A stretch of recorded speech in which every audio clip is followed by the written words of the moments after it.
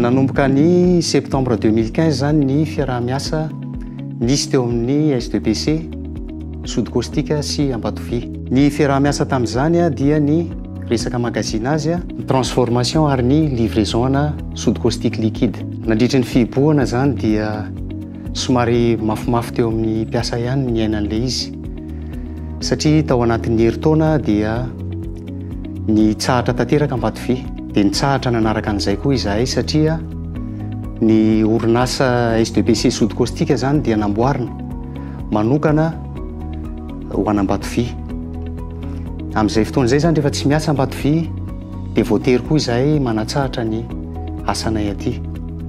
Ny fiverenana Ambatovia mamokatra zany dia mitondra fanantenana lehibe ho an'ny orinasa, ho an'ny mpampiasa ary ho an'ny mpiasa, satria mafimafy ihany ny ainana an'izay herintaona tsy niarahana niasa tamin'Ambatovia izay.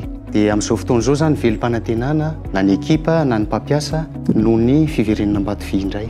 Voalohany indrindra aloha fiverenana Ambatovia zany ho anay zany dia mitondra vokasoa anay zany, mba mihodina le orinasa. Rehefa mihodina le orinasa dia afaka miverina amin'le milohany zany le orinasa, dia mandray ranay complet zay, dia faly zany zay, faly teraka faliana ho anay zany, indrindra ho any ankohonana na le mpampiasa anay koa zany izy faly izy.